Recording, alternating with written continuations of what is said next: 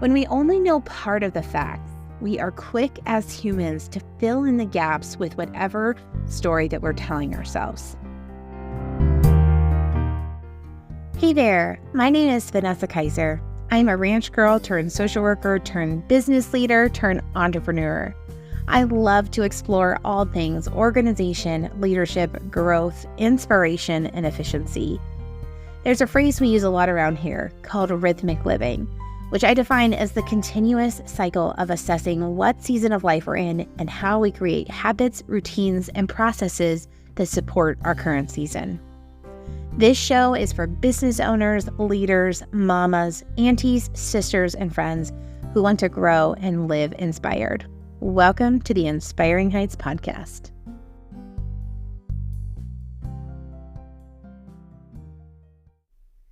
Do you ever get the season frights? They're like the Sunday scaries, except for instead of just 1 week ahead, there is angst about the whole season ahead. Perhaps you are in a waiting season, anxiously anticipating news or answers. Maybe you know it's going to be overwhelming, emotional, or hard.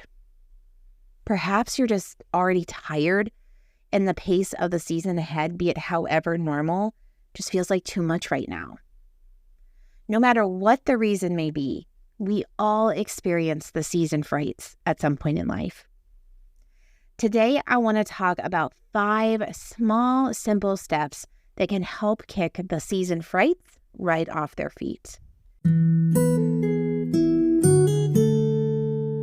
If you've been around Inspiring Heights, you know that I am all about finding ways to make life a little easier. I have a major obsession with discovering tools and processes that bring efficiency. When I first started seeing freeze dryers pop up on the internet, I brushed them off. Too expensive, too big. And honestly, besides freeze-dried bananas, what would we even use it for? But as time went on and I seen all the amazing things that internet friends were doing with their freeze dryers, like making soup in a jar that only needs water to be a nutritious and delicious meal on a busy night, my interest was piqued. So this past December, we went all in. And I can tell you this is one purchase I have absolutely no buyer's remorse for. The freeze dryer has been an incredible way to buy in bulk, which means saving money, because whatever we can't eat before it's prime, we freeze dry. It's taken batch meal prepping to a whole new level. For example, I can buy a 20-pound bag of onions, sit down, cut them all at once, freeze dry them, and then not have to cut another onion for months. I think sometimes freeze dryers are seen as just a homesteading trend. I'll admit, I kind of thought that at first too. But as we've gotten acquainted with this incredible tool, I can honestly say this is something that almost everyone could benefit from having in their home. From batching meal prep ingredients to creating entire meals that only require water to be ready to eat, the Harvest Right freeze dryer truly can help make your life easier.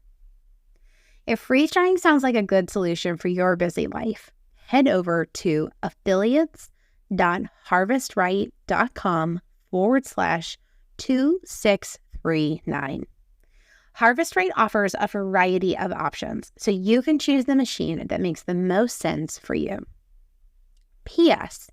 If you've been on the fence about getting a freeze dryer, it is officially time to hop off. For the month of August, Harvest Right has made getting into a freeze dryer exponentially easier with up to $500 off a freeze dryer just for you. Just head over to affiliates.harvestright, harvestright.com/2639 to check it out. In case, that's hard to remember, there's a link for you in the show notes. I'm reading a book right now called Untangle Your Emotions by Jenny Allen. I'll link it for you in the show notes in case you want to grab it. But it's a good read, and it has been a great reminder to me that we are made with emotions. and suppressing them just for the sake of pretending like we're emotion-free humans is harmful to our health, our minds, and our souls, not to mention our relationships. One of the ways that we can ease into the season ahead is to take a little time to get our heads and our hearts around our emotions. Everyone is different, so insert what works best for you here. But journaling, typing notes on your phone's notes app, finding an alone space to process out loud, or even just a quiet time to let your mind wander and think. These are all methods for just getting it out of our head. Here's what happens when we allow ourselves the space to come face to face with our emotions. They get real. And when they are real, we can face them head on. When our emotions are floating around in the back of our brains and our hearts, they are taking up an awful lot of space with very little structure. It's like if you're trying to move and you put 2 books in a large round box. First of all, they're not going to ride very well, right? And also, that box in and of itself is going to take up far more room in the U-Haul than it really needed to. The other benefit of getting our emotions and thoughts out of our head and really making time to examine them is that we're more likely to be able to see the places where perhaps we're holding worry or anxiety for something that we don't actually know to be true yet. We talk about this all the time in conflict resolution, but the same is true here as well. When we only know part of the facts, we are quick as humans to fill in the gaps with whatever story that we're telling ourselves. For example, when your coworker is late to the Monday morning meeting again, and you roll your eyes in disgust and think, yep, she overslept again, as per her usual. Good grief, couldn't the lady buy a louder alarm clock? But then your late coworker walks in and you learn that she had a flat tire this morning and that was actually the cause of her delay. See, we take what we know, in this case, that our coworker is late, and we add to the story to fulfill our human need to feel like we know exactly what is happening at all times. We do this with our emotions too. We might be anticipating a hard season ahead, and as we journal through that, we discover that there are, in fact, some points to the season that do indicate that we're going to have speed bumps ahead.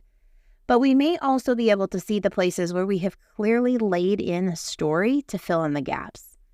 If we can take the story out and get comfortable saying things like, I'm not actually sure what will happen there, or I don't know how that's going to play out, or I'm not positive how they're going to respond, we can release a lot of pent-up angst that in all actuality, we don't need to hold until we actually cross that bridge. Another small, simple step to overcome dread for the season ahead is to read in a trusted person, be it a friend, a therapist, an advisor, whatever. We were created to live in community, and we were not created to carry hard stuff alone. When we open our hearts up to a trusted person who is emotionally able to handle what we share with them, we are gaining a buddy to help us carry the heavy load. Okay, so you guys know I'm totally into imagery. So think of this like a backpack. You have on a heavy backpack, and when you loop a friend in, they can't take that backpack off and carry it for you, right? Because it's not theirs to carry. But they can come up behind you and they can hold up the bottom of that backpack while you climb or while you work to catch your breath. They can't take it off, but they can certainly help to carry the load. Looping in a trusted friend and an emotionally safe person is another way to get some good perspective on places where we might be borrowing tomorrow's trouble. Sometimes we can't see it ourselves. It's a blind spot. And every so often, we need someone to say to us, sis, you don't have to worry about that yet. Let's take that rock out of your backpack. We can always pick it up if we need to. The third step can require a humble posture. Are you ready? Ask for help. If the season ahead is heavy emotionally, ask a friend to hold up the back of your backpack. Be there for you to cry on when the days are hard, to yell to when you just can't take it anymore, to laugh with when the inevitably funny moments pop up. Or perhaps you're going to need some help with physical needs, help with meals, getting the kids to and from school, or activities, or even keeping up with day-to-day household chores. Maybe you're going to need someone to help you connect with someone that you know you need help from, like an attorney, an accountant, or a doctor. Whatever the need is, remember, we were not created to live this life alone. Don't be afraid to ask for help. It is rare that people aren't absolutely delighted to be able to serve one another in some way. Let's give people the same opportunity that we want, to serve each other when the time calls for it. The fourth small step is to preemptively consider some healthy coping strategies and gather the tools that you'll need to execute them. Maybe you need to sign up for the workout class or phone a walking buddy. Perhaps it's time to pull out those old drawing supplies and clear a space in your spare room to get away and let your artistic side take over when life feels heavy. Grab the Bible study, buy the journal, research the deep breathing strategies. Too often when we anticipate that hard days are ahead, we plan for our physical needs, like meal prep or simple house cleaning rhythms, but we neglect our emotional needs, our healthy coping mechanisms. When we neglect this side of the equation, we can easily find ourselves reaching for the very thing that we didn't want to. Endless scrolling, mind-numbing Netflix binges, pints of Tom and Jerry ice cream, you name it. Whatever your go-to thing is that you ultimately know doesn't fill your cup. Remember, coping strategies aren't going to take away the hard, whether they're healthy or not. They are simply a mechanism that we can use to help us refocus our attention, relax our bodies, and release some tension in our brains. The fifth and final step is to schedule rest now. Y'all know I love to listen to Jess Conley. She is just an absolute bundle of wisdom. And one of the things that I adore hearing her talk about is how she plans for the season ahead. I mean, I'm a planning nerd, so I like to listen to most people talk about that, but I find that when I'm listening to her, she helps me to remember what some of the most important pieces of a good schedule are. The last time I heard her plan, which I think was in the early summer months, she talked about the rest that she had scheduled. Like, she had written it in her planner. It was on the calendar. It was non-negotiable. And that's a part of her planning strategy each time. And every time I hear that, I'm like, wow, that is so brilliant, putting rest in the category in which it really needs to go. Important. Important enough to use pen in the calendar. Important enough to take up space on the pages. Important enough to be non-negotiable. This can look different for each season, and it also depends on exactly what we individually find to be restful. But spending some time considering the questions below can help us to be better positioned for a challenging season ahead.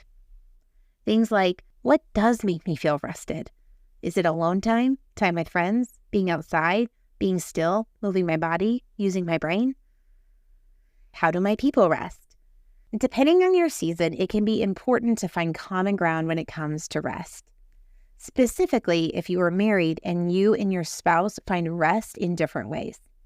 For example, maybe your spouse wants to rest by being still and quiet, and you rest by moving your body and laughing with friends. It's important that you find some forms of rest that work for you both if you intend to schedule rest at the same time. Next question. Where does rest best fit in my schedule? And how will I communicate my unavailability when someone asks me to do something over the top of a scheduled rest time?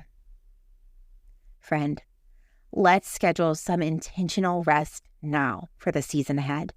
Our future selves will surely thank us. Friend, when you are dreading what's on the horizon, know that you are not alone.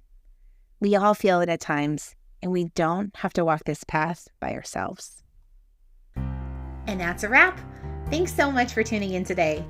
Do you have questions, comments, or insights on today's content? I would love to hear from you. You can DM me on Facebook or Instagram, or head over to our website, inspiringheights.org, and click on the Contact Us form. I will link all those locations here in the show notes.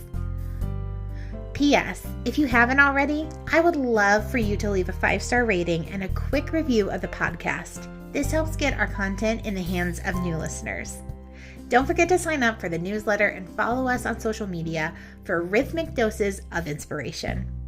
All right, friends, take a deep breath and be inspired where your feet are. Bye for now.